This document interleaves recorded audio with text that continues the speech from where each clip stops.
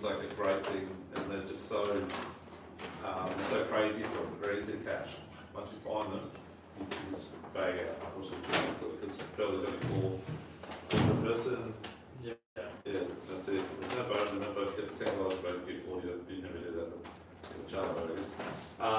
But Snappy you have a bag limit and a boat limit. Bells is just a person limit. Okay, a 4. 38 is the size. Now, I'll tell you, I probably wouldn't keep them under about 39.5 because they do shrink.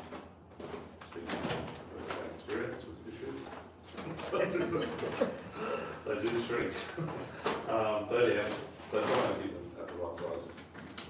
The pearlies out here are very, very flourishing. There's always lots of little ones, and they're always growing, obviously, and coming through.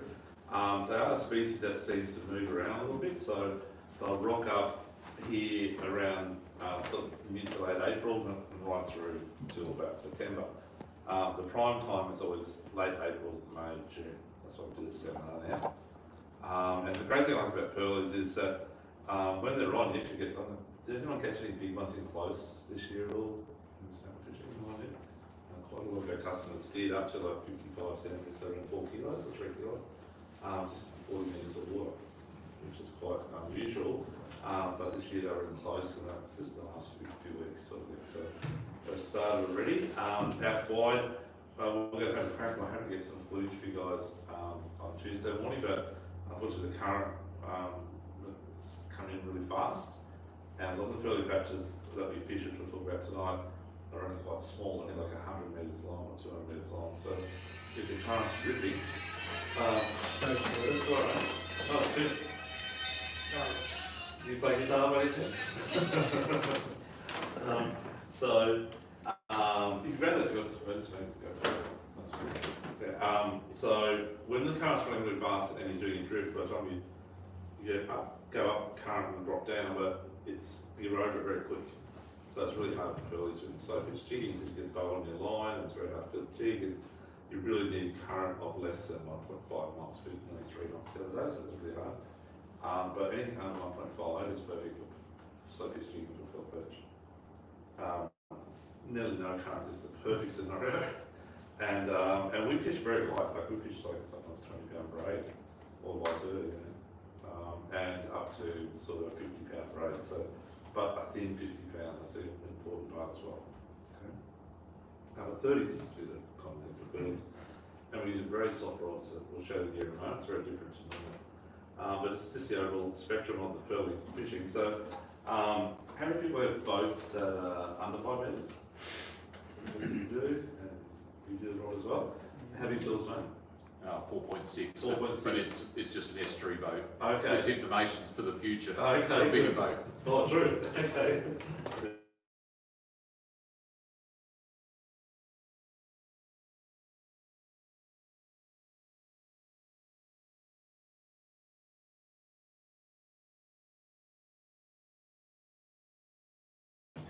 So, can you turn that off, please, Dave? To white mode? Thank you. Or whatever mode it's going to be in. Oh, you can't do it if you don't like that. No, okay, it's good. So, sorry guys, couldn't answer the call. So it's really important that you understand all that sort of situation with the bills. So current is important. Line size is important. Anything else you want to add to that, Stu? No, I think the biggest thing is line size. I mean, line's definitely getting thinner and thinner as we go forwards, but as Dougie said, we fish down to like 18 or 15 pound, but it still could be P1, which is about the thickness of say 10 pound.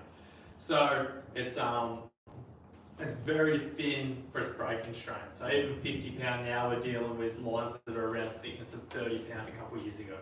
So if you're not 100% confident in fishing that real light line, you can still fish heavier line with thinner diameter. So yeah. And getting back to Chris and Robert's small boats, you guys, and I know Chris goes out to beyond 36 fathoms in his boat, and Robbie will be out to 36 metres. You're fine. Okay. I understand whether you guys are a good boat, so you know what you're doing. But for those of you that are watching here, it's important to know your boat if you're going to go past 20 k's out, because the weather becomes a bit rougher and over out there, you change. So know your boat well. For those of you that boats over 5 metres, you should be fine for most pearly fishing anywhere. Obviously, if you're going fishing 100, 120 metres deep, it's about a 40k run, 45k run out. It's about an hour run. Again, it can be rough out there as well, so just be careful if the swell's big or whatever it might be. And wind against current is always the problem. Okay, if you've got a south wind and a strong current from north to south, it picks the swell up and sort of rolls it a bit, so you can't sort of back up into it because you're caught in the back. Okay. But to get back to the gear, okay, the gear. So we're going to start from go to scratch to go, whatever you say. We're going to tell you what you shouldn't be doing and what you should be doing. So we'll start at probably, I think, the rods and reels, and we'll put the line on them, and then we'll go from there straight. Yep. So there's two choices. You got overhead, you got spin. So it's up to you guys what you feel comfortable with, right? We use both, because we need to use both. How many people in favour overheads? Probably half, and the rest and the guys that do overheads do spin as well. Yeah, so mostly a spin. So reel size 4,000 to 5,000 is the size reel to use in your spin reel, and overheads to show you here. So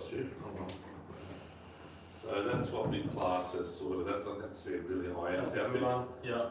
But in that sort of little size, so we're kind of talking big bank caster style. Yeah. So of that thin line, that's still going to hold at least 200 metres.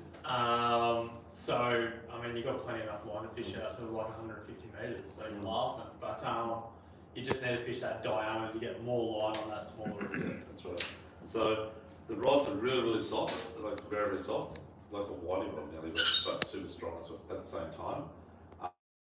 20 kilo king on this, you might get spooled, but you probably get it in. The rod will handle it, the reel will handle it, and the braid's 30 pounds, so that should handle as well. Leader, we're running lead off around about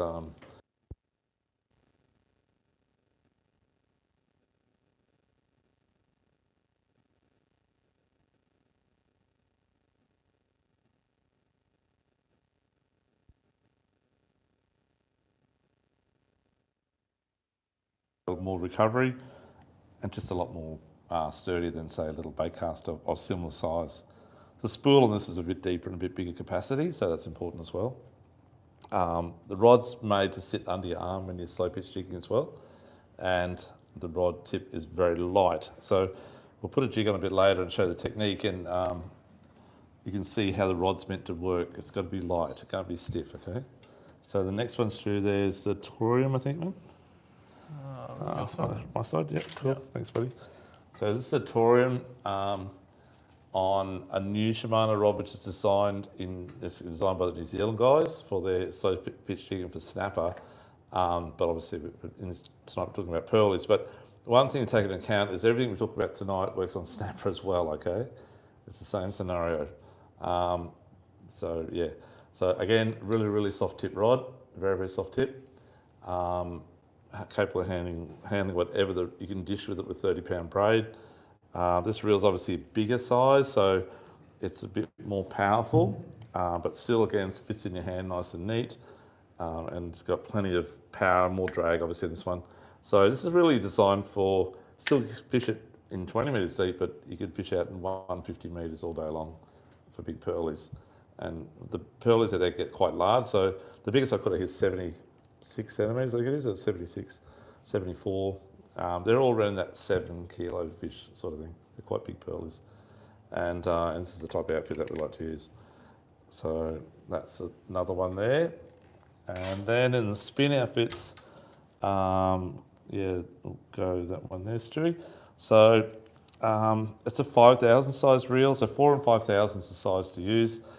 This is a Sedona, the new one, so it's like bang for buck. I don't know if you guys use in reels, but this new model Sedona is like it's like a Stratic, say 3 or 4, 5 years ago, right? But of half the price, or even less, third the price.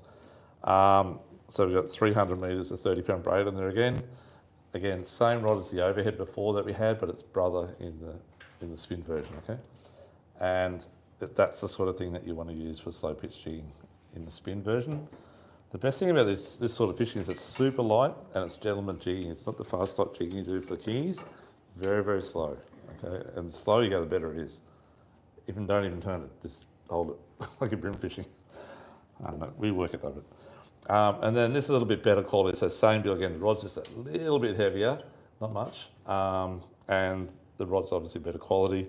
This is Stratic 4000, again 300 metres to 30 pound, and just a bit better quality in the outfit, but sort of the bottom end and then the better end, if that makes sense.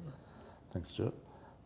So any questions on the rods and reels that you'd be using? Everyone sort of keyed up on that? I'm a bit vague with Yeah. PE rating on rods and that. What sort Yeah. what are they? So are we. Yeah. So the PE rating is, some rods will say like PE 1 to 3, 10 to 30 pound, right? But in reality these days, PE 1 is like 20 pound, and PE 3 is 20 to 60 pound, and PE 1 to 3. PE is actually a diameter measurement, not a poundage. So that's what confused. I don't think half these rod builders understand that to start with. So What are they? 1 to 3, are they? P1 to 3, Yeah. correct. Yeah. So we generally run, when we're pearly fish, are generally 30 pound or less. You can run 50, as I said. If you've got it, that's fine. But you've got to remember, a lot of this stuff we're using is only maybe 40 or 60 grams. But generally speaking, it's all relative to the depth you're fishing. So a gram a metre, if that makes sense, is the base. So 40 gram, 40 metres, 100 gram, 100 metres sort of thing. And that's a good guideline. You can go sort of over, nearly double that, 50% up. Oops, sorry. So you could go like in 130 metres, some spots there we use actually a 200 gram jig for pearlies, which is quite heavy. But only because there's a bit of wind or a bit of current, you move this spinning out vertical when you're jigging. You can't have a bell in your line. So bell in your line when you're jigging, guys, if you've ever had that experience, it's very difficult to feel anything. To feel the take or feel whatever.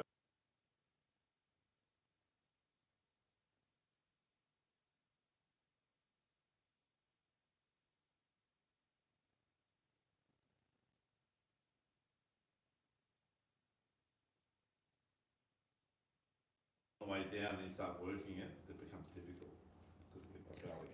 So the best thing to do there is put a heavy jig on. It's normally green. And work it. Yes, sir. For some of the overhead reels, for Yes. example, the Ocean Jigger, they Yes. have like HG, Yeah, high gear, so, correct. PG. So, what sort of gear should we use for jigging? PG. PG. Yeah, so PG, so the difference is PG is power gear, high gear for HG. But because we're slow pitching, we've got to go as slow as we can. And with the power gear, sorry Stuart, with the power gear, when you do hook up, say if you hooked up a kingy by, which you can catch as bycatch, 20 kilos, power gear is a lot more easier to actually put pressure on it and wind it up. High gear is a great thing when you're fast jigging to work it, and the rhythm's so nice, but as soon as you hook the fish up, it's actually harder to, you got to pump and take up on the pump. So it's a harder one to fish with. So these days we actually sell, we used to sell like, before we realised what it's all about, we used to sell about 9 high gear to 1 power gear. Then no one wanted slow gear. Now it's the other way around. We rarely sell high gear. Yeah, it's a completely different thing. Yeah, David. Have you got to buy another rod for float lining or these? No, you can use float lining. That's a good question. I use it for everything. So I use it for float lining. I use it for spinning for mackerel, in the spin version that is. Everything, David. Yeah, snapper fishing. Yeah, mackerel fishing. It's for spotties and that as well. Yeah. Yeah, so they don't just fill the void of pearl perch, if that makes sense. They're terrible to bait fish with snapper leads. They're too bendy. So, yeah, if you're going to just do it and try and strike on it, there's too much bend, if that makes sense, with a heavy weight. Yeah. So, so that's the rods and reels, the line we talked about, the leader we've talked about, down at the bottom and getting close to the lures.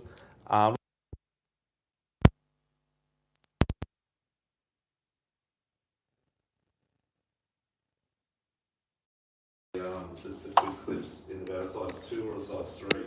So the size 3 is about 50.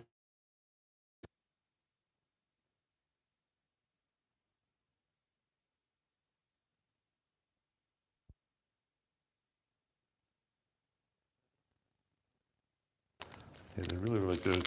So if you're having a shocker trying to work out which is the right lure, you don't have to keep cut, retying. You just actually put the lure straight on.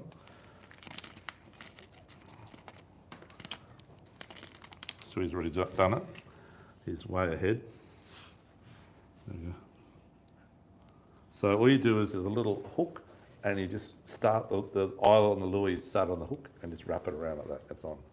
And then you take it off the same direction. Have a play with it, just be careful the hooks might be a bit sharp, so I've got a cover on that one. Yeah. Yeah. So take it off, put it back on. You've got to hold the end that is tied to your leader of that one. You need to hold that and don't alter it, and then you actually undo it off that. If you try and follow it around, it gets confusing, doesn't work. You don't put any assist hooks down the bottom or anything? So on the lures, definitely, yes. I'll come to that too. Yeah, it's all good. So that's that part, and now we're onto the lure part. So there's sort of like 3 different types of lures that we use for pearl perch. My favourite, and probably Stu's favourite, is octo jigs by far. Yeah. So that octo jig's like that style thing, you know. So I'll pass these around in a moment. The second style is like your slow pitch type jigs, like that type of thing. And then the fourth style is vibes, like a squid tracks or something like that. Okay, that's the third style. So, and it's all relative to the depth that you're fishing. So if you're fishing in, say, 36 fathom reef, and we'll go through the GPS marks a bit later, but on the 36 fathom reef, if those of you know what that is, 65 metres sort of thing, we're fishing the back side of it, so the eastern side of it, and we're fishing at about around 65 to 68 or 70 metres, so it drops off quite quick on the back side of all the 36 fathom reefs, and that's where the bigger pearl is.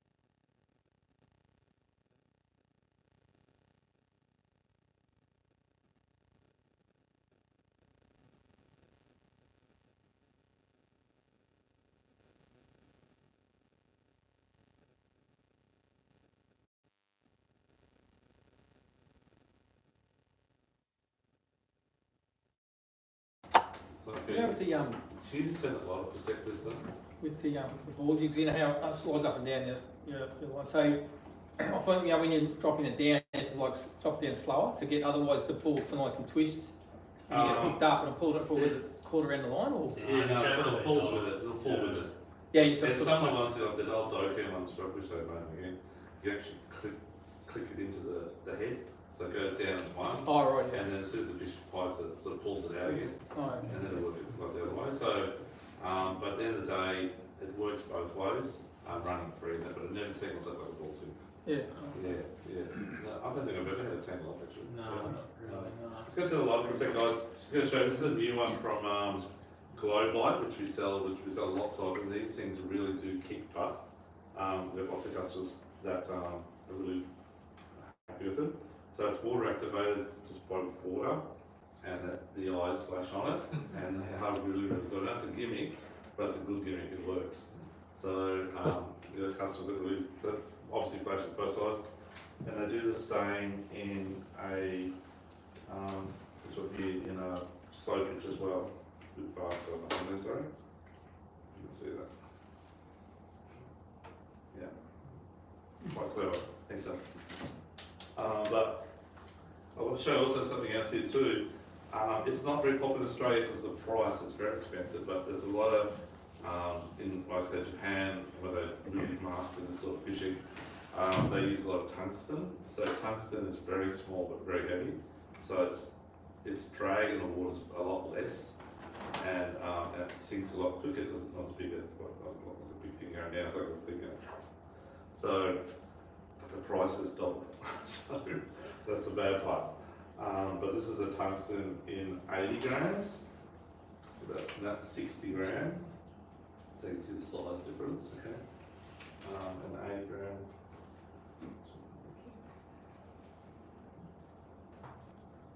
That's 90 grams. So you can see the difference in size. It's never the same size in weight. Okay, so I'll pass that around to give you some perspective of size, I should say.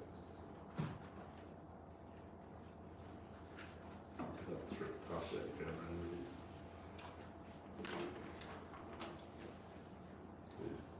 It's very small in comparison. So tungsten is there's my button. Thanks, man. Tungsten has the advantages of fall and working as well in current, less drag and whatever else. Okay, then in the Sigma Octet jigs, we've then got things like the mustard incubator. So we've got customers that swear by these things, and I've only just started using myself. But one of our customers, Scotty, who's actually the sales rep for him, who really hammers it home, he smashes it. Burleys on it, like just absolutely smashes it, and big burls as well. And they're a bit more bigger in volume and size, so they're going to have Yetis or heavier versions. So if you're using, say, that type of thing there, which is really good for light, in say 90 gram at 100 metres deep, you probably have to use about 120 or 150 in that one to get it down, if that makes sense. There's a tiny hooks on this. Yeah, very small. So, good question on it. I'm glad you brought that up. So the hooks are very small on all of these jigs, and the reason being, if we ever use them, you would know all the fish nearly hooked in the lip, like 90%. So they hook it outside the mouth, actually. Yeah, so you really get it down the throat, unless it slams on the way down. So, and they're strong. But then again, you're only using 30 gram braid, so it's relative to how much drag you put on there. They don't bend. And most of these lures are Japanese companies, so they sort of know that quality is important. So the hooks don't bend. The cheaper brands, believe it or not, put big hooks on, which are like Octet jigs and stuff like that. I guess for strength maybe, because they can't get the Japanese ones, whatever. The hooks on these guys here are fairly decent in comparison, but the lure's much bigger in profile. So I've got these off Temu for like next to nothing. Yeah, They're like $7. They're copies. Are they? They're copies. Yeah, so Temu's Look, at the end of the day, the stuff's cheap, but it's not the same. it's not so it's Quality's not the same, the heads, they might look the same, but there's different bevels on them and they act different in the water. They are a different jig. Yeah. They'll even like copy the packaging to 90%, 99% right now. Yeah. But they're not the real thing. You mentioned earlier they Sorry, move Tim. around a lot. Sorry. Is there any pattern to their movements with the seasons? They just rock up everywhere Yeah. on the day. Yeah, So yeah. yeah, so it's like a snapper. They just turn up 24s, 50s, 36s, you know. Early Early in the season, are they? the season's just starting now, but the prime time would be about another 2 or 3 weeks' time. Every year it's like end of April, early May. May's full on, June's full on. They coming close. They're coming close. Like snapper to breed? Yeah, they do. Yeah. There's a few big ones around breeding, that's why we brought this forward about 2 weeks forward. It's not normally the case. But the snapper here too, which is very early as well. So everything's early this year, mate. Yeah, except for the mackerel, like, not the bottom fishes at all. Yeah, they're everywhere at the moment. It's great. Yeah, Anything that's to right. do with the closure at all? Anything to do with the closure? You know how they have that month off? In the mackerel you're talking? No, no, I'm talking about snapper and Oh, pilpert. snapper? Yeah, Look, Derek, it could be part of it. a bit more. Like getting proof is like really hard. Yeah. It Could be just used be- different, innit, you know? Yeah, no, that's right. It's, look, they're not saying that that's the reason why there might be more around at the moment. And hopefully it is. Yeah. You know. I think it probably does help. But like the weather killed the snapper close this year, or last year, so Yeah. you couldn't get out anyhow. So it would have happened naturally as well. Yeah. Yeah. It's June to July, isn't it, pretty much? Is it the same, the snapper? Is the closure? Yeah. First. July. Yeah, Yeah. it's first to the 15th. So July. 6-week closure. Yeah. Yeah, that's right. So that also includes PERCH too, isn't it? Yeah. Yeah, that's right. So go hard handlers. Dougie, Yes. as you were saying before about the wire weed and Hmm. fish in the east, how do you tell where the wire Yeah, weed is in? I'll come and draw Yeah, that. exactly. By jumping under it? I'll draw it for you. I'll do it That's quickly. all I was I gonna see. do it later, but I think I know it is, I'm not sure. so let's just say, this is colour. So let's just say this is your, this is actually a screen split in half. Not quite half. And this is the bottom here, a bit of horizon sort of dropping down, like so. It's constantly going down. That's the outside edge. And there will definitely be fish on this area here, which will probably snapper or whatever that might be. And then you might get a little bit down the side here as well. And then watch it with wire weed, which you're looking for is like just a little patch, just like that on the bottom. See that at all? But just What colour is it on your sounder? it's generally green or yellow. Yeah, green or yellow. But now, I'll show you this. So this is that's looking from 0, say, down to 100 metres, right? 10, 20, 30, 40, 50, 60, 70, 80, 90, 100. And this side over here, we're going to be looking between, say, 80 and 100, okay, or whatever. So now we're looking here at, I'll say 70 and 100. So that's 70, this is 100. So the bottom's going to now look like about here, so that's 70, 80, 100. That's going to look a lot more exaggerated, sorry. Come on like that. Come down. It'll be more like that sort of thing. It's always sort of squashed up a bit. And again, you're going to have the fish on the top here, as before, but they'll be probably bigger. You're going to see more fish on the side here. You've got to zoom in, guys. It's so important with sounding. You should zoom in. I would say 100 metres, no more than about 30 metres, but generally 20 metres zoom. Level at the bottom, if that makes sense. And your wire weed will just be just like that. Like that. Okay? And then you will see some fish like that. You won't see just like a dot like that there. You won't see much. But when you zoom in, you see it much better. Does that make sense? So that's the edge on the drop off. So that would be between about 90 and 98 metres, say, on the 50s, and it'd be between about 65 and 70 metres on the 36 fathom rig. And on the, outside the 24s here, it'd be probably about 46 to about 50 metres. And then what you do is, I'm just going to show another example in a minute, but you need to mark those two marks there. Then when you find those two marks, it says that's travelling from west to east to go down the hill, right?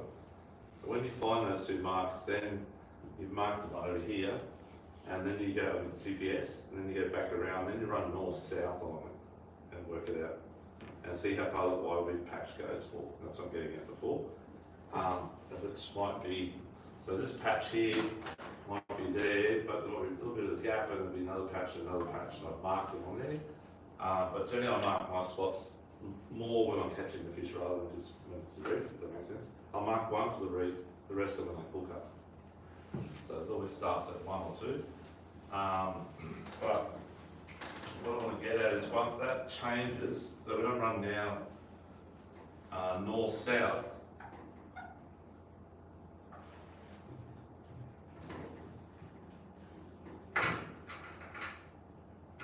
Run more north-south, that'll now just be a fairly straight line, okay, and down here, like so. And now I've got a patch here, kind of long a little bit, a good patch there, and coming out to another one here, and that there would look then like more like this, and like this, and then a little.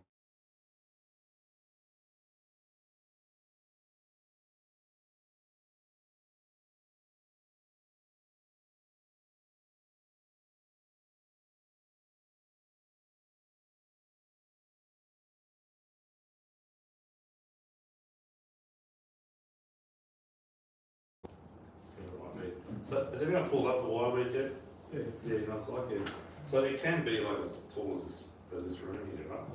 So they're in amongst that. And you'll feel these things are dragging through if you're bottom bashing and some of the jig as well. It'll drag through, you get caught up in here, lose a jig, and then all of a sudden it just pops out. It's just, it sort of goes around and pops off. And you get that sort of orange sludgy stuff on the jig.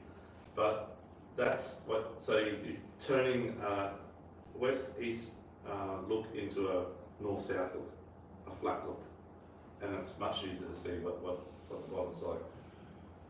Okay, next thing you got to do, so I've gone from, so this one here is here, and then I've gone up to this one here, make that a bit longer, a bit bigger, well, it's actually spots on GPS, sorry, and then up to here, so that area there is that area there, okay? So what I'm going to do next is I'm going to pull up.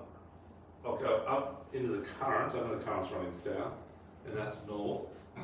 So I'll go up into the current, and I might go a bit further perhaps. I've marked spots there previous, but I'll just pull the boat into neutral, and I'll do a drift. And I'm thinking, okay, I'm going to run sort of south. Which way is it going to go? There's a bit of so westerly wind blowing. I might actually drift like this way. Okay. You need to work out which way you're going to drift. It's really important as well. And you have to do, the other day we did every drift, we pull up and we rebaited the lines or re-rig whatever. And during that time period, it's quite a fast drift, you can actually see where you're going which way quite quickly. But sometimes it can be blowing from the west, and believe it or not, even though it's blowing, the wind's blowing this way, you may drift this way against the wind, because that's the way the current's stronger than the wind or whatever it might be. Other times,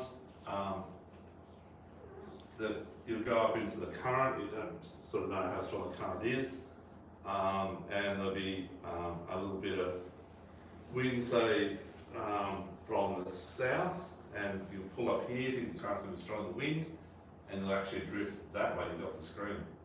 You go the other way, and you think you should be going that way. So you need to do that blind drift, just do it.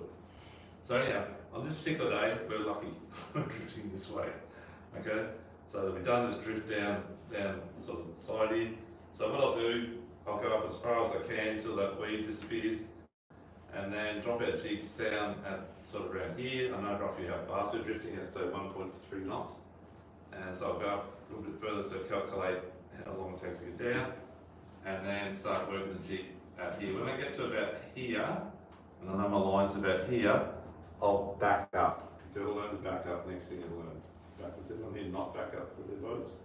You need to learn to back up. So it's a bit harder to tiller steer, I understand that. But I back up tiller steer for many years. So just go backwards a little bit. It allows your jig to be more vertical, and works a lot better, and you get a lot more hits on it. If your jig's on an angle like probably more than about I don't know 30 degrees even, it's not going to work. Okay, you have to be straight. straight down now. So I'll back up here and my line will fall in that area there. And I'm working that patch right there. Okay? And then, anyhow, we might get a fish on, and hopefully I can get my line up before here and get my line back down again to drift that next patch, which is this big long one here. And I'll drop down again. If I do jig there and I don't get anything, if my line sort of get a bit of an angle to it, rather than back up again, so I want to get to the spot, I don't want to waste time backing up when I'm on the sand. You're better off winding the line back up and then drop it back down again. Okay, so drop it down around here, and then again the boat's about here. I'm going to start backing up into that zone. Yeah, and keeping your line vertical. And you don't miss it a little bit. Don't go fast. Just drop it in reverse, and obviously be careful of prop with your lines. It's really important. You tell your mates to keep the line rods away from motors, and then jig. And once you get sort of halfway along here, and I can see lots of fish coming up, I want to just reverse back a little bit again. I'll go back reverse again, get it down there again, and work it again, and just keep working. And sometimes the fish will come off this patch here, sorry, over there goes, onto this next patch, so I'll follow it across, and you'll get fish in between here, to this next patch here. And it's constant like that. That's what you're going to do. Is everyone doing that now? I think you are. I use electric. Electric's good, but no good in current. So it's good in wind, but not good in current, which is like out the back. No, I just. Oh, you get it now with electric. Yeah. No, I just leave it on. I just turn the heading lock on. Yes. And into the and make sure the line just goes straight up and Okay, down okay, and just okay. drift exactly the same. Yeah, as the slow current. drift. Yeah, okay. Yeah, that's fair enough. Yeah. Yeah. Seems to work good. Just don't lock yourself there. Though. No, No, spot lock, no. That's what I like. No. Sorry. Do you find that the fish mark up as little dots rather than the arches? Yeah, 100%. So pearls don't rarely come as arches. They're just blobs. Yeah. Yeah. Do you ever use sea anchors? Look, I used to years ago, but with jigs I find any lines I find annoying. It's you get tangled occasionally, but it's more your mates get tangled up, or if you get tangled up and you go over those rods, the next minute it's gone into that line. It's always a problem. The other one is you get a bit excited. Sometimes you forget how to take off and get sort of pulled over and drop over. Can happen. But look, I've got no objectives about using them, and they're definitely really good to get sort of about 15 plus knots of wind, because you don't get the slop in the back of the boat reversing up. Yeah, but it's in your way a little bit. Yeah. Does anyone here use the sea anchor? You do? Yeah, so you know. Yeah, Yeah. depending on the conditions, also like Exactly some days it right, works yeah. awesome, and then some days it's just like Yeah. full of waste of Yeah, time. that's right. It's depending on which way the current, which way the wind. Yeah. Yes, yeah. And that's the other problem too. Sometimes it actually inverts if the current's stronger than the wind. It depends on the backside. So, but hey, have on the boat, and if you can use it to deploy, yeah, definitely. So what's wrong with spot lock? Is it just your jig So- drifting out? So what happens is the spot lock is say we're here and the current's running at 1.6 that way. So what happens is we want a spot lock on the spot here and sit with our lines running down here. As soon as you spot lock the boat, as soon as you spot lock the boat, the current takes effect. Jig out, Yeah, and expecting the lines like just continuously doesn't get down, it's like forever running out. So when you're drifting out, it's straight down. Yeah, so it's easier. So, but when it's windy and you want to spot lock, that's fine. But then no current. So it'll hold you in position against the wind and you line straight down regardless. So a lot of people think, okay, I've got spot lock on my helm lock, whatever it might be on the bigger motors, or a spot lock on my electric. I can fish the spot in the current, that's not the case. It's actually worse, much worse. Yeah. Is there any questions on that at all, folks? No, we're good. Okay. I think the biggest thing as well, like if you know where this waterway is, you've got marks from previous trips, and you pull up to a spot and you might see one or two little specks down there, nothing. Still fish it, because sometimes they're that deep in that waterway, you jigging over the top of it, it brings them out. They're very inquisitive fish. I mean, they'll follow it up, Yeah, I was going to say there's a reverse side of that too. If you drop one, and pearls have to have falling off hooks because they come up bucket mouth and they've got those big blades and they sort of spin on the way up sort of thing. And if you drop one, they talk so bad. They're seriously bad. And you go back next drift and nothing, like nothing. But if you can keep them coming up, then you're fine. Do you find with using jigs as opposed to bait that, you know, when you can't get them to take a bite, do they? Yes. Yeah, much better. Much better? Much better. So we'll actually we'll fish electrics at the same time to self-deploy and do their own thing, and with jig at the same time, and watching them right over there, watching it, and get nothing, we're straight on. I was like, hang on. And then he pulled up at the end of the drift and still the baits are there. Yeah. So I don't know, as Stuart said, maybe just the action and the activeness, I'm not sure. But pearlies are definitely suckers for those off the jigs. Still an off the jigs in the other jig guys. For off the jigs is, if I had a choice of the 3 lures and I had to take 2 lures, maybe 2 off the jigs. Understand? We do sell slow pitch and we do use slow pitch jigs too, but you just don't get the result, that's not many results. The other thing with the off the jigs too is you can actually run them on their own, so you can actually put one in a rod hole or just drift with put a heavier one on, so put in 70 metres, you might put a 100 gram or 120 gram on, and just sit at the rod holder. Hit the bottom one, it just turns a quarter of the bottom, and just let it sit there. And because these rods are so soft, let's just go on there. So we want to struggle on this to show what we use. Do you find some days different colours work better? Yeah, they do. I'm always a favourite for the loom mode. I like the loom mode. But I have to say orange or reds are really hard to beat. Has anyone tried orange or dial orange at all yet? Anyone used orange yet? Just used that one. Okay, use orange. It's attractive. The green ones, the lumos are really good. Pink's really good too. Yeah. We've got customers that look like an Asian gentleman. He buys everything but black, and that's all he uses black. And he goes chasing pearls too. That's really well. And he's fishing 100 metres, so like the light spectrum, I think would be visible down. How's it go with people on the boat? Like, Yeah. So you jig stand side by side. try and drop at a similar time. Yeah, if you side by side, we fish as far away from each other. Oh, okay. I wish it was further away. Depends if it's catching fish or not. But yeah, so you sort of drop the same time. Yeah, okay. And if one guy's dropped a bit quicker, just leapfrog each other. Yeah.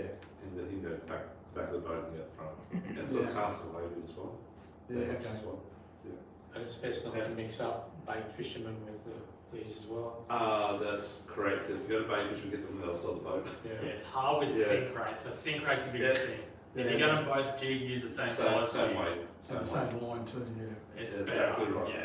Yeah. It all helps. So Stu's got so you can see the tip action here. Yeah, so it's quite soft. Like the rod's fully loaded just with the jig weight. Yeah. So I don't know. Does this rod have a jig grade? I think it's 250. 250. So I mean, That's you right. fish 300 on this easy. That's 120. Yeah. But the tip of the rod does all the work. So really, all you have to do is quarter or half turn the reel, and you can see how you can get it bouncing straight away and easy. There's not so much of this stuff. Yeah. I still jig it. I still move it. They work really good if you get a hit, and on the spot you can rattle it. So it just gets it to do a little bit of stuff down there. Stu's taking away all my speeching. I love rattling it, guys. It's the go. It's the gun. So you might just do like 2 half turns, then hold it up and just jerk it a bit, then drop it back down. Just whack it, jump on straight away. Yeah. I try not to jiggle it up there because if you get a hit up there, you're screwed. You can't go any further. You just hold it flat. I didn't get a hit up there. I was getting on the drop. I was going to say you never get many hits, but that's alright. Show me your stuff. So yeah, so guys, it's up to you guys, but I won't click in the gears to show the techniques. It's very, very slow. That's my technique. Very slow. I don't mind stick it on students or whatever, but very slow. And you might just hold it there, just do a little tip. Not do it right up high, I'm doing mid quarter. You like, but yeah, just drop it, then drop it back down again. Once you drop it down, you get hit straight away. Yeah. So like, it's a variance of understanding how always before I drop my jig, I look at the water. I might drop it just half a metre and see how it falls and see how it flutters. I'll pull across a little bit to see if the skirt does anything, and it's really important to understand how you dig and emulate it on the fall. When it hits the bottom, you go to emulate it when you saw the top. Does that make sense? And if you can do that, that's perfect. But as I said before, just sitting down in the rod holder and just the boat going up and down, I'll catch fish. You know? So if you're on your own, I'll be fishing probably 2 rods at least. And if you're got 2 guys in the boat, I'll probably be fishing 4. More than that, you have to fish one-on-one. Does that make sense? Sorry, Doug. So you'd be dead sticking, so is that what? Yeah, just do nothing. Just sit the rod holder, mate.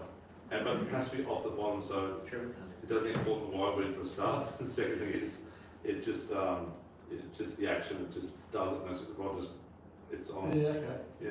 So did you say it's just a couple of lines up and that's it? Or? Yeah, they might So come the up. bigger- Well, it depends. If they're sitting up here, maybe say 5 or 10 metres off the bottom, then we'll work it up one. We always use coloured lines, so we'll work it up 1 or 2 colours. I mean, 2 colours I like at the most. If I'm fishing, say 45, 50 metres, I'll only come up 1 colour. So yeah, 1 colour and 2 colours on the rest. So pearly's a bit like snapper, the bigger ones are at the top, or? No, they're down in the wildwood. Yeah, They're in there, right in there. But look, you get pearls on the hard rock too. But there's no wildwood, don't know what they're doing there. But there's a lot of little ones always in that area too. But the bigger ones are always in amongst the water. Yeah. And, I think we get some like fern out here as well, like fern sort of. Sometimes when we're jigging, I'll bring up a bit of like soft fern sort of stuff. So I think they're in that sort of stuff as well. Yeah. So it's just, No, that's right. I think the biggest important thing, and Dougie did say we always use multicolour line, you need to know where the fish are generally hitting it. So don't worry about, everyone always says, oh, I don't never use multicolour line because I can't count it going down fast enough.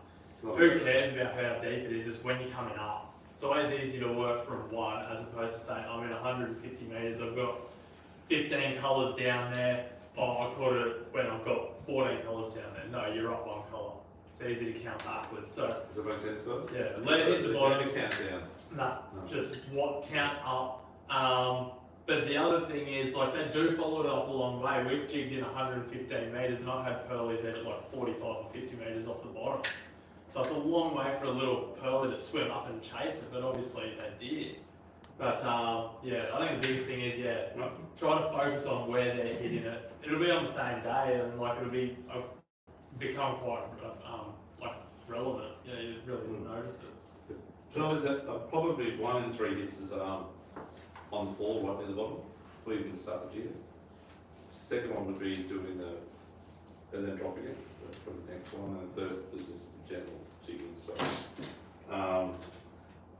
Yeah, there's not much we can add to that, I think. Not really, nah. Drag settings and Yeah, drag settings. The pearlies got a really soft, big mouth. tweak them up. Yeah, just no, soft, mate, soft. Yeah, Nurse them up. So Yeah, nurse them up, correct, my friend, yeah. So the hooks are really sharp, they're super, super sharp. So you don't need to set or to do that for you. Oh, yeah. But you need to you can't actually just wind a pearly. You need to actually pump and wind it, even though it's low gear, mate. It's PG, you still need to pump and wind and pump and keep the weight the whole time. Pearlies have a really good natural act of on the top, so you think he's stuffed, he's sort of like coming up the top. You don't have time to go and grab a net or something, you just got to lift it in the boat. If you let it sit there for 1 second on the side, they flick off. Every time. And they go down very, very fast. Yeah, they swim straight back down, doesn't matter how deep you put it up. They're very good, yeah. So, has anyone had big pearls flop their hooks really? You know what I mean? They're terrible for it. So you need to just, it comes to the top, it comes straight in the boat at the same time. How much is that little setup that you got there? I'll tell you later, there's the prices. He doesn't want it, he's asking. I'll tell you later, thank you. 30% off. It's actually better than that. Anyhow, so, any questions on the octo jigs at all? Any questions on that? Okay. Okay, next one is slow pitch jigs. So slow pitch jigs, there's a lot of different shapes, and every shape is a different type of fillet. Okay. So the more flatter it is, the more bigger it is, a profile like that, the more shimmering it does and falling around or whatever else. Some of them have like, I'll pass these around, so like an oval on one side and then a rib cage on the back side, or a bevel on one side. So they'll fall that way, and then they'll flip over, and then they'll shut up. And they'll flip over, and they'll shut up. So you again need to play with it next to the boat or in the pool or something if we go. And understanding jig is really important. Understanding jig. There's really good guys that are really good at jigging. They know exactly how the jig falls and what it does, and know how to work it. So this is a lot bigger profile. There's half the weight of one there going around. So it says super flutter. So the other thing with these slow pitch jigs and stuff like that is they'll sink faster because, as Dougie said, they shoot off in one direction, they might wave or shimmy or whatever, and they shoot off again. If you want them to sink it fast, just put a little bit of resistance, run the line through your fingers. It'll hold the jig more straight, not allowing it to dart off in any direction, and it'll sink more direct. Bit of a weird thing to get in your head. If you resist it, it sinks faster, but it does. Yeah, so there's actually a reel which I think Stuart's got on that one earlier maybe, that the full trigger on. Yeah, so these little ocean jiggers have that little like a fall lever, so it's like spool tension on the side. You can just bump that up just a tiny bit. If you're sinking it and you've got to back up the boat or whatever, put it on that on a little bit, stop it from getting overruns. But apart from that, you can fish it on the way down. So you jig it on the way down, if that makes sense. So it'll fall fast and then rip the fall lever up and that'll jerk it, then it'll fall again and jerk it, and actually it hits on the fall. Within in the proximity of the bottom. So the last 10 or 20 metres. Yeah. Yeah. What reel's that? That's a an ocean ocean jigger. jigger. Yeah. It's a 1500 F custom. So what's the P rating on that rod? 1 to 2. That's 1 to 2. Yeah. Okay. Yeah. Which is 40 pounds. So. Yeah. But this one's It's very solid. very, very solid. It's a beautiful stick. Yeah. Yeah, but say that rod there's got a jig weight of 200 grams. So you wouldn't think it, I mean, it looks like a little wide on it, doesn't it? But, yeah, jig quite a heavy weight on it. I jig 300 on it, wouldn't really matter. So, yeah. Stu does. Yeah. He put 700 on like a 250 gram. Seriously. I had a Japanese customer in ages ago, and he's like, I want a rod that can jig a kilo. And I'm like, kilo? And there's a couple kicking around, not many. And anyway, we had a look and whatever, and he's like, I'll just give you one for like 400 grams. I said, what do you mean? He said, oh, it's just there for show. He said, you can always double it. That's 300. That's 300. So the rod's still got plenty to load. You can still jig it quite alright, you know. So you get that good action going on it, and like I mean, it's heavy, but it's not too bad. Just off what we're talking about tonight, but when we're jigging out, say 400 or 500 metres, we're using like a P4 rod which is only meant to take like 300 grams. We're running 700 grams, and they work fine. Yeah. So how's that for us old guys getting the fish up? Easy. There's no pain on you. It's on the rod. Yeah, you got a big T-handle there, something nice to hold onto. Like it's a little reel, but it's got a winching ability. Yeah. What about strengthening the rod? You never snap it. Something big. No, in the butt, like in the. Oh, yeah, I'm about to do that. Yeah. No, it's all right. Yes, here we go. Yeah, okay. So it's pretty good. These ones are solid carbon. Yeah, Very hard to break. Yeah. Yeah. But even those other ones, I've shown, I fished with these other cheaper ones. Like just the standard Damoku rod, and I give mine heaps, heaps. They're just ridiculously strong. Snap. I have broken a couple, but not fishing. Nah. Not fishing. Just stupid things like an esky up against it, smash the tip off. Now get back to slow pitch jigs. Yeah. So, someone asked before the rig hooks front and back. So, look, that's up to you guys, but remember you fish around the wide lead. So, anything down the bottom is going to be hooked up on the wide lead. But remember up north, it's a stupid thing to say, remember up north on the reef fishing for trout and stuff, we're running hooks top and bottom. And there's coral, right? So, hookup rate's not fair, you get 2 fish at a time. Yeah. That's serious. Yeah. 2 fish at a time. The biggest thing is like when you're jigging, you don't worry about this loose line. You're not fishing with circle hooks. You need to be direct to it. Using that thin line, as soon as you hit the bottom, fish don't eat the jigs off the bottom. So you've got to have it moving or ask for it to eat it generally. So you want to minimise your time down there anyway. Yeah.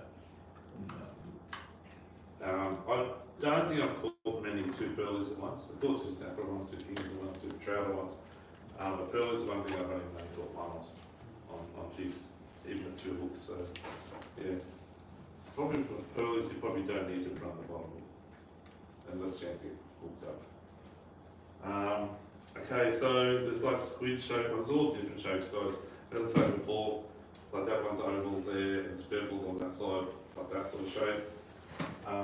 This guy here, these are very good lures. This is one of my favourite colours, out of the reef especially, but that's sort of flat with a bit of a bevel on it. On the other side it's got a total round, so it's a different shape. So again, they flip over and they do their different things on the bottom, but you need to try every lure, put it in the pool, you see if that falls down, and others will shoot away like that. They're all different. What's your go-to? What's the first one? Probably the octo jigs. No, if I went to flutter one, look, I find they're pretty similar. I don't mind the koi because we use a fair bit. Yeah, quite got like that smarty one going around that. Yeah, smarty that's is good. Yeah. And the koi is fairly good as well. So this one I'll pass that down to. Again, that's flat on one side, beveled on the other. I haven't tried the one that's flashing before, the glow white one. I'm no doubt it'll work, but I haven't tried that one yet. I've lost a few of them. You've lost a few of them? Yeah. I lose a few jigs on it. There's a few jigs all the time. This one here, I want to give this one a cracking close. It's a new colour. It's just the colour's going to be just nice. Going to eat it. That's okay, that's 60 gram. Yeah, but that's probably the main range of those slow fish jigs. Look, can you catch, no one's asked a question, can you catch pearlies on long jigs? So like the king type jigs. Well, we catch snapper on long jigs, and we catch, you probably catch pearlies on long jigs, but that was really Not so much. much of it. You only really catch them on long jigs as a bite catch, and you only do it if they've got like a dressed assist hook. It's like they hit the hook, not the jig. It's a weird one.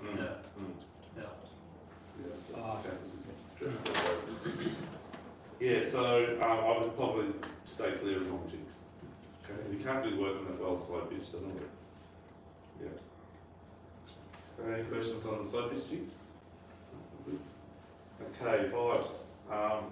So vibes, I haven't, again, the big squid tracks only come out last sort of month, so I haven't tried them. They were here last season. I think the 130 was here last year, but not the big ones. But I want to give these a crack and give them a go.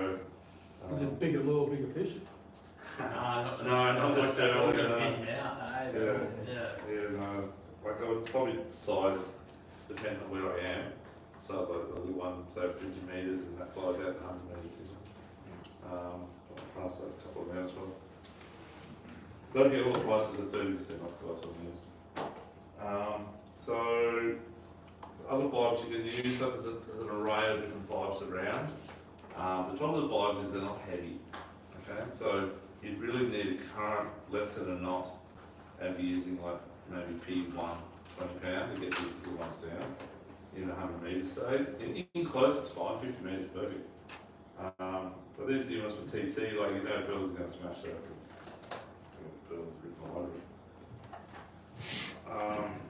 It's 30 grams, so it's very light. You use that like out in 65 metres, 70 metres, but you don't think you get it down out on deep water unless you have a good day.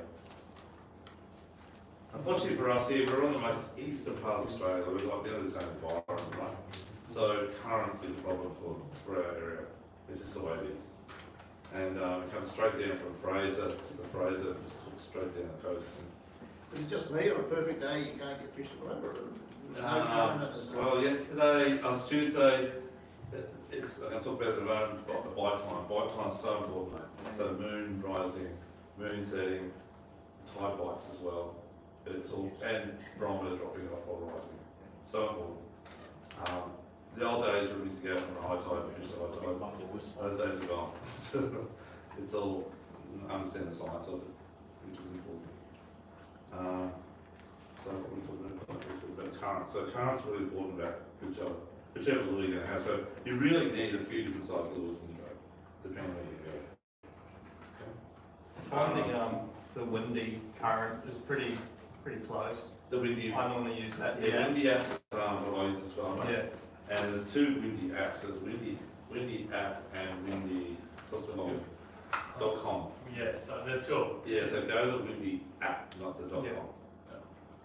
Yeah, I find it pretty consistent Yeah, it's with very the good. current lines and the Yeah. actual, yeah. And it changes it up to like, why don't you look ahead of 2 days? If it's going to change it, they'll change it. So which one did you say was the good one? Windy Yeah, it's that app. one. Yeah. Oh, Windy.com. Yeah, that one. I just that one. Could you turn around for a second, please? No. Oh, there you go. No, So blue one, not the red one. not the Yeah, red the one. blue. Don't get the red one, the blue one. I use the red one. Yeah, I use the red one. I'm a tight ass. Yeah. The blue one you got to pay for to get the better one, like the Fish Pro. Yeah. But it gives you fish bite times, fish response of the day. Yeah, I use it all the And- time. Yeah, Oh, it also good too. Yeah, yeah, okay. the paid version. Yeah, the pay Gives you a version. lot. Yeah, Gives you the lifetime word for the next 12 months. yeah, yeah. Oh, very really? good. Yeah. Yeah, yeah. Windy, The windy blue one. the blue one. Yeah. It also gives you the current, and it's spot on the other day it says 2.6, so it's 2.6. It gives you the current swell, and you can look up to a week ahead or 10 days ahead and plan, which is really good. So that's why it's tonight before the seminar. So Saturday is Saturday, 15 knots of wind out from the north, 15 to 18, but it's about 30 to 70% bite rate. Sunday is really good. Sunday's like goes from 60 up to about 90, and Monday is like 95, 98 all day. So we've got a 60 on Monday, and Monday's 3 to 8 knots all day. I know, but Sunday's pretty good. Sunday's like 5 to 10 knots all day. Are they just calculating that on moonrise, moon set and Yes, high and low correct. tide? They're doing it based on the moon, and it does change. Like it'll show that now, but if the barometer all of a sudden drops, Yeah, it'll okay. go from So it'll they- go like 60 to okay. 30% or something. Right, yeah, okay. Yeah, so they do based on barometer. It's not just a setting. Yeah, Okay. which is really good. But it's so important to get the weather right. We knew the other day there was a bite time early morning. It was like from 4:30 to about 6:30, but we didn't get it until 6:30 or 6 o'clock because our first early spot was 40k out, and then we got down and the current was ripping. It was we got a snapper slow fish jigging. That was the first thing we got. Wasn't too bad, and that's the only fish we got, and the fish just went off the bite exactly as per the protocol. Downstairs, my friend. Downstairs and underneath, pretty well where we are. And then the next minor bite, believe it or not, was at, we'll go back on Tuesday, it was 12:30 till about 2:30. And at 12:30, they just come on the bite. I mean, they come on like a big time. And we left them biting 3 o'clock, they're still biting at 3:30. So it's very accurate. Yeah. Even the broadwater they come on, just, Yeah, just exactly caught a right. few same time. Yeah.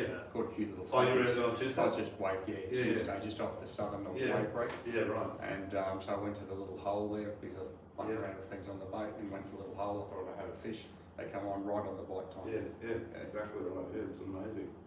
So that's why when like, a lot of guys come back at 11 o'clock on Tuesday, I heard 11:30 was the mackerel just went biting, but the guys that stayed out, they come on bite and did well. So it's sometimes worth understanding and seeing that and pre-planning everything. Okay, so getting back to our seminar, leader size. I talked about leader a little bit, but yeah, around that sort of 30, 40, 50 pound is the size, depending on where you are. So if they're like average smaller fishing close, maybe probably 30%. Because drag is important. To have your line, to have your leader, more drag, right? Out of the deep, like 40 or 50 would be my go-to. Just in case you do get a kingy jump on. Has anyone had a kingy jump on a mocktail jig yet or anything? Said that yet? Not when we see. Oh, okay. It does happen. They go hard, but yeah, your lead is important. Particularly one sort of 10 kilo plus on it. You get coves, you get everything on it. Yeah, lots of species. And obviously snapper, like I said, snapper's a big fly catch. Okay, the braids we were talking about before. Braids, very important to get as thin as you can. And I'll just pass this around. This is a really, really good one. This is nearly 50 pounds. You see how thin it is, it's amazing. It's a new one from Japan. Now this is about as long as a jig, probably 2 to 18 pounds. Yeah.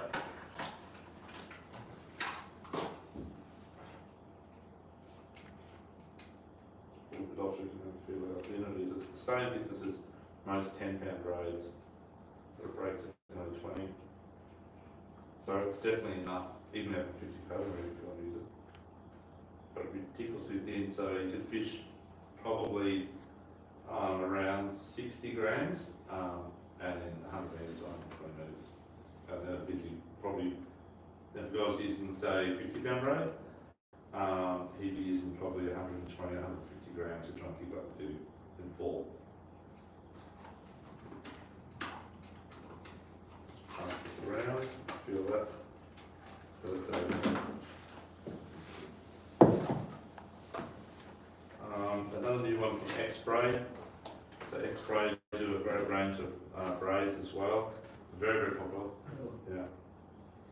This is also crazy thin. So this is actually 30 pounds. And it feels like mono. You can't feel the pop, pop, pop, pop. It's all relative what you pay, guys. You know, you get cheap stuff and it feels like a corrugated road. And the other stuff feels like glass. It's so fine.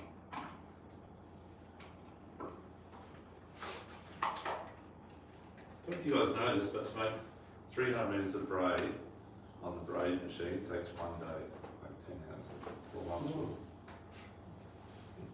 It's crazy, isn't it? But they have like 5,000 machines going one time. And it's not even enough diver, so it's actually quite different. So it's not quite as thin, it's nearly as thin. But the thing about this braid is if they get you down to the cover, like down into the rocks or whatever, YW, it's 300% more abrasion resistance than any of the Japanese ones. It's Japanese itself. But normally it only had to have that sort of abrasion resistance. You got to buy like an American Spectra braid or something that's very thin, right? So what they've done is they've made a thinner version with the same capabilities against abrasion resistance. It's really, really good stuff. That one is P2 and it's 35 pounds. So it's 20 pound lower than any other brand, but it's super abrasion resistant. Any questions on the braid at all going around? It's all multicolour, that's all we use. Yeah. Okay, just a few little tricks before we get to the fishing side of it. When you are fishing, my suggestion is when you drop your jig out, let it flick away a little bit. Remember, the more you flick it out, the more bow you get in your line and the more fur's going to go behind the boat. If you want to drop it and get it nearly vertical with the boat, my suggestion is drop it right next to the boat and hold your rod down and allow it to come off even easier. So if it's going to pull the line there and then down like that, that's going to slow it down. So I just sort of hold it like that and let it fall, free fall, and go down quick. It's very quick. Okay, and when I see it flick off really, really fast near the bottom, I know that's a fish and we can get into it. Okay. You get a really big fish on, last thing, which Stewie's had on. So Stewie hooked about a 70 kilo bass groper on a P2.5 rod, which is quite, it's like just spaghetti buck all over. If you get a big fish on, you've nearly got to do like you see on the videos on YouTube where they vertically pull it up. Because you can't, that rod's so soft, it's not going to do anything, right? It's very, very hard. So you just vertically lift it and wind, vertically lift it and wind. Anything to add to that, Strip, with your experience, mate? Get all your mates to pull up their lines before they cut yours and catch a jig and then wind the fish in and clam it. Wasn't me. No, that's right, I said mates. Okay. But look, at the end of the day, fishing light, you're going to get more bites, you're going to have more bottom contact, you're going to feel peaceful. It's just the way to go. Yeah. But that's why, as Dougie said, if you want to chase big fish on that light gear, you've really got to up your stuff. Like that little reel there's got heaps more drag than all of those other ones put together. So it's something heavier, stronger, and overhead it's always easy to put your thumb on it. You can get an extra couple of kilos of drag out of it. So, yeah. Okay, still the trade before we go to the fishing side of it. Just a box to put them in. These days, a lot of boxes have the foam base. They're really good, so you just hook in and they hang down. Okay. So Mark, you do one that's actually designed for scripting purpose, used for putting in the cans, the octo jigs, so they drop their heads into the channel and put the hook in there and they just sit in there. It's hard to keep those things. So, your little, this type of jig, you just use like little pouches, okay, big pouches. There's a few different ones around. So when you've got two hooks, guys, just be really careful. The second hook flicks around it. And pearlies, they look like easy to go to the mouth like a big bass, but they've got little tiny teeth and they're rough, so your finger will bad like flathead do. So my suggestion is to use a lip gripper or something like that if you want to grab it. Pair of pliers, and get that hook out, watching that second loose hook doesn't get you in the hand at the same time. Does anyone see that video, other picture on Facebook today with the guy's finger? That's pretty cool. I've never heard. So, really so just be aware of the hooks, that's all I say. Okay. If you ever do get a hook in you, I don't have to put my image now to show you how to do it, but if you get a hook in you, I did video actually once, I think, but you put line around the bend part of the hook. So, I'm going to be hook here and show you. Does anyone know how to hook it? Does it work out? It depends how deep you put it in. Yeah, that's true too. That is true, but pretty successful. It was not for me. Not covers. Let me do another for you. So imagine that's in and just stick it out like that, right? So what you need to do is get some line and make sure it's at least 60 to 80 pounds. Anything under that, you cut your hands, try and rip it out. You just cut through. And you just go through that part there, in and out, in and out, in and out, maybe about 4 times. And make sure you got at least about half a metre to get a good grip on. And what you're going to do is, this is actually a position like this because you can push down on that, but you need to push down on that end and rip real quick on that end. Push down and pull out. So you've got to push on that. Okay, that's all you do. It just comes straight out. Very sure. Does that take? I had a seminar Shinto through my hand. Oh, did you? A couple of months ago. Yeah, how'd you go? So that was Pandara emergency. They didn't know what to do. They tried pliers. I said, "No, you need bolt cutters." I went to maintenance to get bolt cutters. Okay. I came home the next week. I bought a little set of bolt cutters. Yeah, we're selling those things. Yeah, I keep them at the moment for the next time because I've got 2 of them at the same night. Did it go through and come out, Pete? Or? I was right through and throughout. It was Okay, right in that case you got to cut it. The Yeah, barbs will come out. Oh yeah, that was all the way through. Okay. So that case you need the cutters. It's the only time you need cutters. But yeah, I've had all sorts of men. It works super well for me. How do you stop the scorpion fish when you get spike one of them? Stop Okay, sticking so that. I've Because I got one last week. And just a classic. bit of throw. I got done the other day too, mate. Actually, I've been done a few times, but I got done here. I put my finger in the mouth. I said, "Don't do because I do the rust thing." And I put my finger in the mouth and it flipped, and cut my thumb and I flicked it onto the floor. But it went up in the air and it got me all the way around here, like that. And within about, within about 5 to 10 seconds, it was here. And about 30 seconds it was under here, the pain. And but it just put on. Okay, so an hour or 2 it goes. Yeah, it's gone. I was trying to flick it off and it like slung into my, oh no, still there. Yeah, they hit it. It's the second time and I forgot how much they actually painful. I know, so they're the red ones that Derek's talking about. Thanks. Full mouth lobster, red ones to eat actually.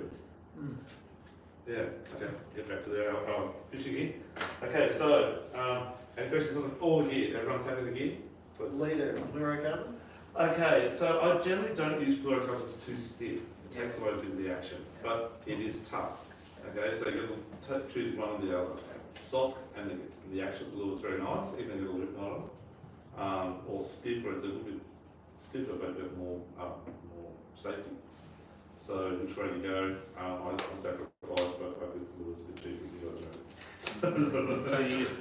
So you use mono? I use mono. So what? Only for the specific. Okay, so what type of mono? Like just something Made bad. up, yeah. This cast is really good stuff. Okay. The cast stuff in the pink or the blue. That's probably our biggest seller downstairs. And those cast guys, they're designed for good product. Yeah. If you watch them on YouTube, they're good. If they got the split rings on it, do you tie it direct or do you still do a little? So that's a good question too. So you should always have a solid ring off your split ring. So you buy solid rings and add them to every lure you have. So you tie off the solid ring, because split ring can get caught and fall off, you know, occasionally.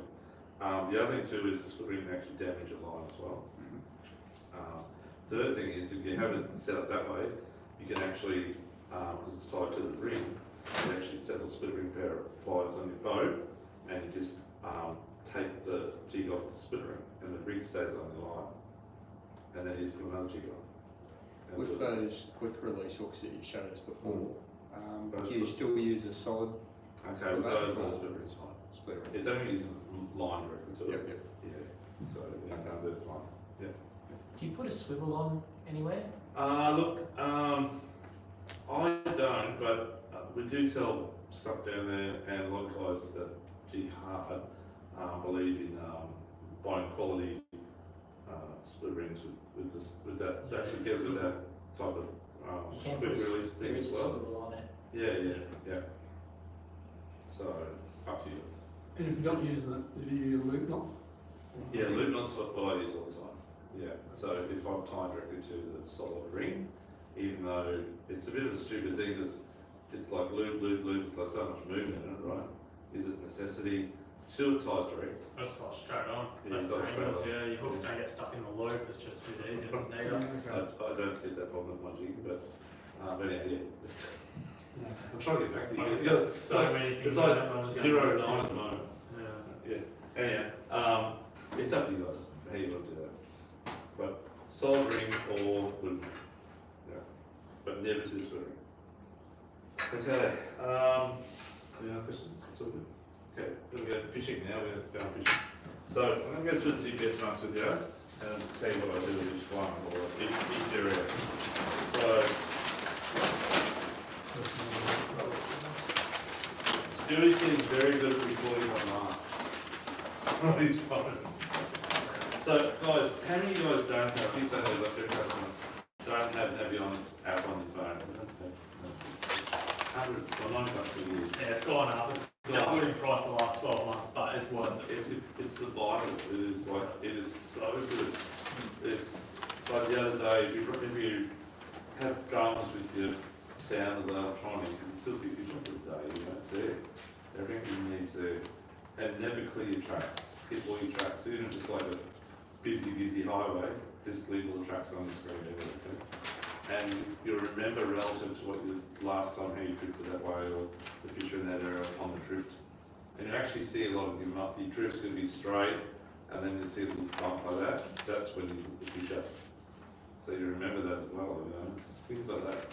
So my suggestion is get Navionics app on your phone, and it's such a good thing.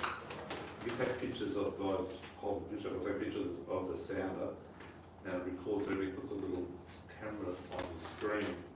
So you can then click on that and remember back to what happened last time.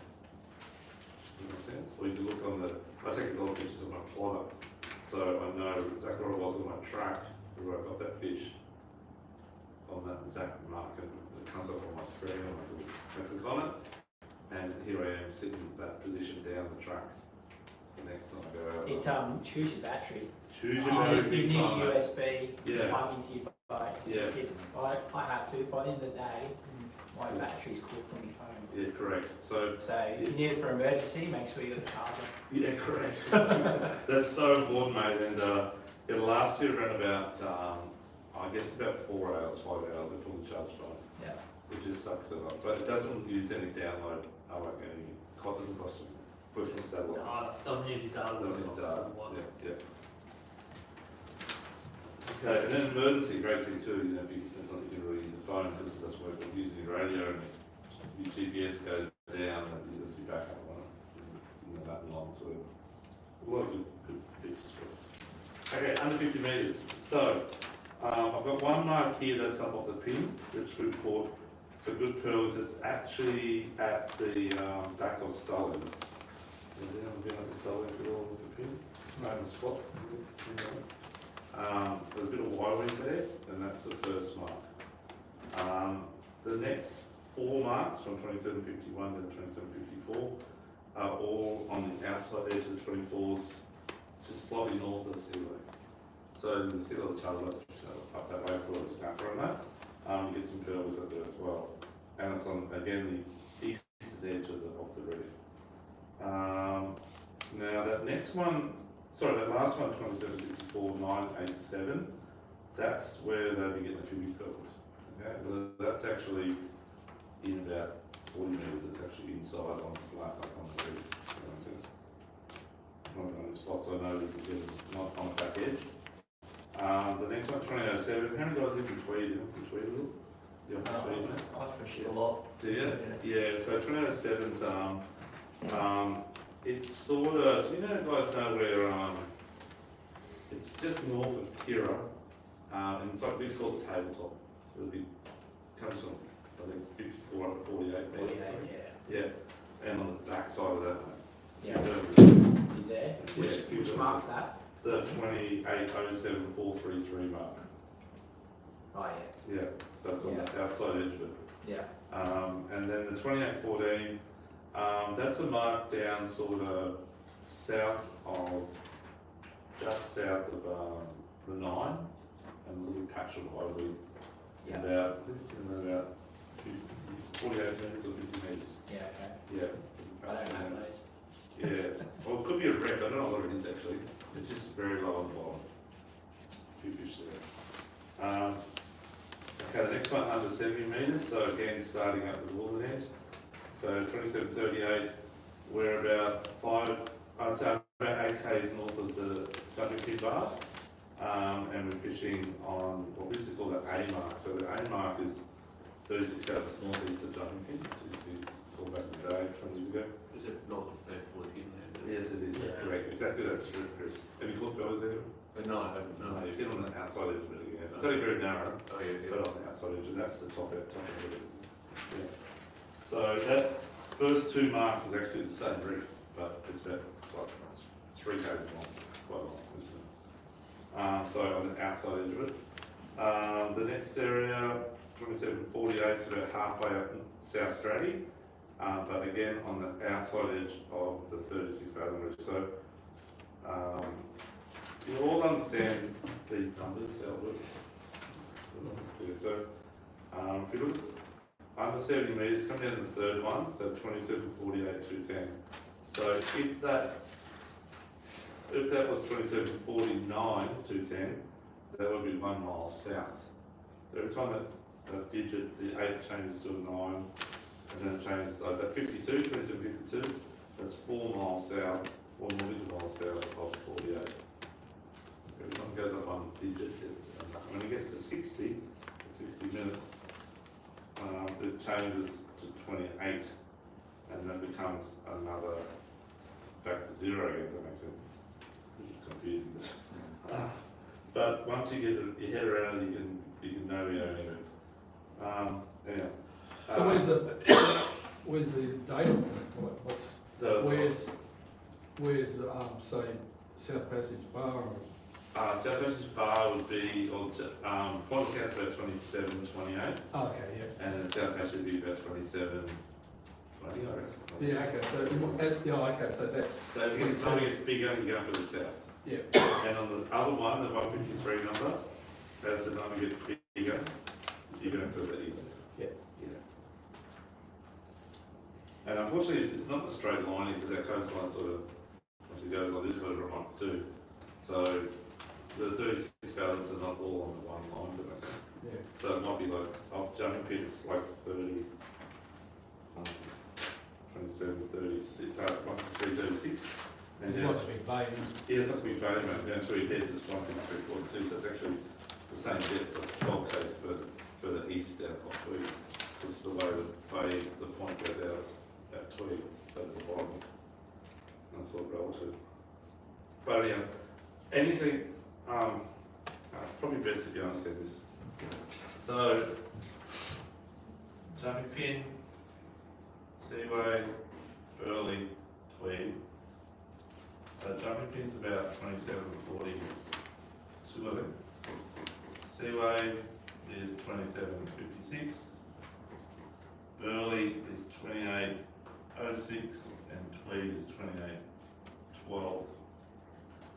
So if you look at those marks there on the first lines all going down, that will give you some idea where you are, if that makes sense. So under 70 metres, 28.01, we're about off sort of surface area. Does that make sense? That's how it is. Okay. But all of those marks on the under 70 metres is the eastern edge of the 36 barrel reef, and they're all very spots. And they work their way down through. But the best ground, guys, if you guys can get the opportunity, you both can do it, and you sound a bit of knowledge on sea, the under 120 or 90 to 120 metre mark, that's where the biggest problems are in consistency and the best fishing as well. But sometimes we'll go there like in winter, like say in May, leave around 5, get out there 6, like crack of daylight, and before 7 we've bagged out like birds and come back or do something else. So it's, when they're on, and also fishing. So that's, so for those of you, anyone here from Brisbane? Yeah. Oh, you're from Brisbane, okay, now I understand what's going on. Yeah. Go much further north. Yeah, so there's a few marks on this one here. There's that 27.31 is about off lookout, or the south lookout. But you guys, I'll send you some other marks. Yeah. So I'll send it to everyone because I don't know who you guys are. So is that all right? Yeah. I'll send it to everyone. Yeah. Okay. Cool. So 27.31, that's off lookout. 35 is south of lookout. 36, 38, 39, half out from Australia. Really good pearly grounds. That's some of my best pearly grounds there, guys. And about that 120 mark. Okay. You can tell it's deeper because it's 45, 153, 45, 153, 44. Really good pearly grounds. And then come down a fair way down on jumping pin. That 27.44, 406, 153.46. So that's out about 130 metres. So it's out a bit deeper, okay. And that's a good spot as well. So what do you guys need to do? How many guys can pick up the bottom and do like 20 knots at say, 100 metres? Anyone can do that in the sound? Pick up the bottom, but not much clarity. Okay, so you need to, Not much. you need to zoom in. Yeah, it's hard to get sorted. If you split the screen half, or if you've only got GPS and sound on one screen, get rid of the top to bottom on the screen, just look at the bottom 20 or 30 metres, and that will give you, you'll be able to see the definition. And if you're going along and you see any little fuzz or stuff down at the bottom, just quickly mark it or have your track on. Always travel to your track on, so you can go back onto your track and go back along it until you find it. It's very important as well. So my suggestion is, 20 metres down the bottom or 30 metres. Watch it all the time when you're doing 20 knots or whatever you're travelling out there, and you see something, just mark it or go back around, go on the track, zoom right into because when you're going fast, you're looking at the screen, it's probably about 3Ks or 4Ks, right? But when you do this, and you mark something, or you haven't marked it yet, when you go back along your track, it's coming along, you need to zoom into like 100 metres or 200 metres. Otherwise, you'll think, when you still zoomed out 3Ks, and you think you're going back along your track, you can be 500 metres to the left of it, it looks like you're on the same line, right? You need to zoom in, and then you'll see yourself actually going along the line properly. And it comes exactly right, that mark will come up on the screen, perfect. And do it really slow, so really important is why we understand to go really slow, like 2 knots or 1 knot. Just hard it along and see it come up like this. Because you've got to follow the wild weed. If you don't follow the wild weed, you'll get pearls, but you don't get the big ones and big numbers. Yeah. So it would be beneficial if we know where the pearlies are, because we've got heaps of pearlies Yeah, marks. yes. To go back to the penalty marks Yeah. and do that. Correct. Yeah. So you need to just suss it out a bit more. Yeah, because we've got better grounds. Yeah, you got great grounds over there, you're right. So you fish more, not back down this way a bit. No, So that's straight right. up Sorry, pin. I was further out. Sorry, not pin, yeah.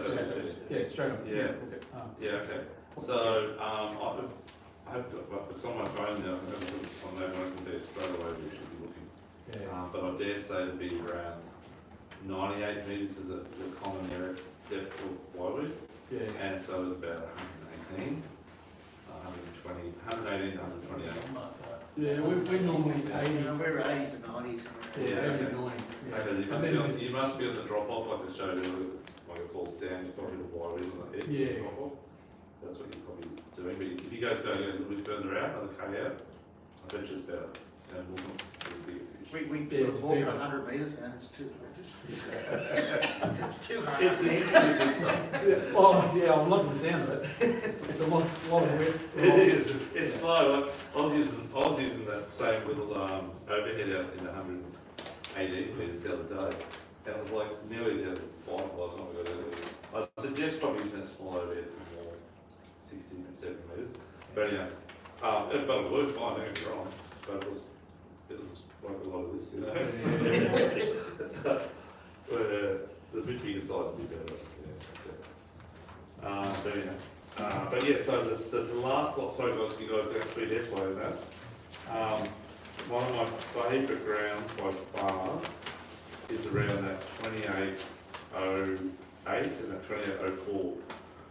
So if you're from the Seaway going down, you head down south, you're about off nearly Burley, and from Burley to Kira, there's actually on that going, you see there's a bit of a jut comes out. Yeah. In about 98 to about 110 metres. It's Pearl City, mate. That's what we've got I started I got a 76 and a 74 centimetre same drop. Side by side. They're just monsters. Purple ones. And they're probably 6 or 7 kilo each, you know. Yeah, nice. Yeah, so we've done so well with it as well. Taking all the time. And it's a consistent great spot. So if you're down that area, we'll go up from Tweed up, we'll go from here down. Yeah. Oh, was it 2840? It's, sorry. 2804 and 2805, I think. Yeah, 2004 and 2008, the last third and fourth last one. Yeah. Yeah, the fourth is actually, there's a bump with whitewood on it, and the 08 is the one that's, that jut that comes out of the sun. Yeah. It's about 2 miles south. Yeah, 3 miles south. And there's a couple there on Tweed as well. But you just got to put them all in, but we try and find new marks all the time. Like on Tuesday, I marked the spot last year when we were driving up to one of the flame standard spots up off Pond Lookout, and we were at 165 metres deep, and I'll tell the picture of the bottom later.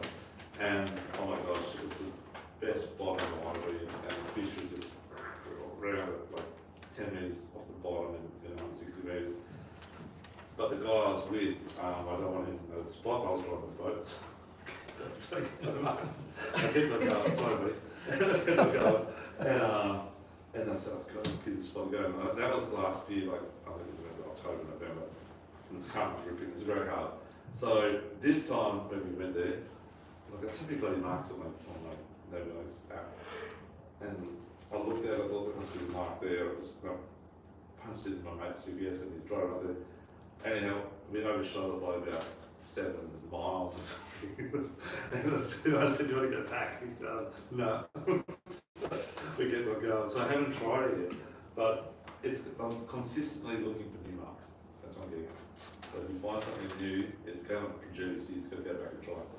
I'd reckon probably the last 5 to 10 years, I have rarely fished a spot that I fished maybe 15 years ago because I found those new marks. I keep finding every trip.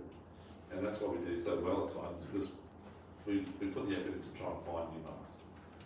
And if it means if your comfort zone is 100 metres, go out to 120 and have a look around. Because most guys, their comfort zone is 100 metres and that's it. They don't like going, but it's only another K. So our coastline's like from 0 to 100 metres, it's like that slope. When you get to 100 metres, the slope's like that. So you only go another 2K, you've gone 1/3 of the depth and just travelled all that distance out to. You know what I'm saying? So 40 Ks for 0 to 100 metres, and then 100 to 130 metres, another 3 Ks. So you don't have to go very much further. And it doesn't relate to DBR being the fish. Oh, it does inconsistent. So you always get the odd big fish in close. Yeah. And that's just, they're in the area, I guess, or the mating when they're doing that. But when you're out in that deeper water, you just have more consistent big fish. Yeah, because we seem to get more consistent fish in closer, and then the other In guys pearlies, go though? out- Yeah, pearlies, Yeah, I think up where you And are the there, other ones that's go square out, patch yeah. produced pretty good too, right? Yeah, Yeah, that's right, and that's in 60 metres or something. yeah, it's about 60 to 80. Yeah, 68, yeah. So, I think that, even though Brisbane has a lot of people, it's such a long way out to there, the pressure's not as Yeah, bad, sure. does that make sense? Where he is, everyone goes there. Yeah, so, we get a lot of people going from Brisbane to the Gold Coast in smaller boats, because they don't have to go as far, right? So, that's why it's good hound down here, but, that's why we have to go. charter boats up there as There's a lot of charter boats too. So that's why we go a lot further north or south, because out the front here, unfortunately, straight south is a bit of a desert, right? We've got to go that way or that way to make it work, which means we feel more Ks, but worth the drive. So they're up north of 13 or something like that, would it be? Or That's the start of the run. Yeah. next sort of north from there. Yeah, that's correct. Yeah. You're not that far from the shoreline, it's just a long way north. If you're going to go for the seaway, but for you guys, it's actually, we were flying fish the other day. It's nearly 80 k's from the seaway. We're only about probably 20 k up I look at them. But for you guys to go from say Manly around, it's also about 80 k's. So it's like it's hard to get to, but the fishing's so good, there's nothing to get there. It's not that far offshore, it's just a long way to get there. Yeah, but the funny part is, you go north of Queensland, it's like out of the beach or whatever. Those guys go 140 k's in a 5-minute tee. They've got big nuts on them. But they definitely, they don't, when I say, well, you have to go 80 k's to get, so they go, geez, that's close. It's just that we're used to maybe 30 k's or 40 k's. At the end of the day, you just do it. If you've got the weather, and your boat's capable, and you've got the fuel. The fuel's got it too. But yeah. But down Tweedway, mate, you're lucky. You're so close down there. So Tweed Head, so their 100 metre line's only 23 k's out of it. Yeah, it's not that. It's very close. Yeah. They're into it. It's like half an hour down the road. Yeah. So, and the further south you go, the better it gets. Yeah. I go down to Evans a bit. Oh, you go there. It's big pearls in there, mate. Yeah, real big. They're a red rock in that area. Do you need a license to go out there? Or? The Tweed you do, yeah. So we have one because we had the Tweed a fair bit. So you just buy it for like 3 years for $8 or something. Yeah, that's right. Yeah. You do it online. I get $63 for 2 hours out of there. 2 hours. I went down to 9 Mile and I thought I should have better get a license. I went online, it was $63 for 1 month. Yeah. And and then it was too rough. Too rough and I had to back up. Okay. Yeah. So, sorry, Chris, I was going to cut in here. Be careful, guys. There's a second person that you buy it through, if that makes sense. So you've got to go directly to the New South Wales Fisheries. Yeah. If you buy it through, which you probably do, type in New South Wales Fishing License. Okay. If you click on the wrong one, it goes to like a third party, and they'll charge you like a $30 fee for doing it. Oh, okay. It's only like $30. They'll say $6 license, but they're not $30. Yeah, sorry, you go. It was dark and I couldn't see the. We had a couple of customers complain the same year. Yeah, it's $80 for 3 years. Yeah, that's 3 years. Oh, okay. Yeah, Awesome. yeah. It's really fishing. At least I bought this card and give it anyway. Yeah, at least you're doing the right thing. That's right. Okay. So, does everyone understand that side of things? Everyone understands. So zoom in on your plotter.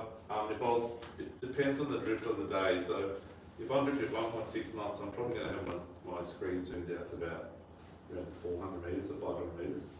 Okay, if it's running at like less than a knot, I'm probably going to do about 200 metres because you won't drift that fast, right? And if it's running at 3 knots like the other day, we have to zoom down to about 600 metres because it's quite fast.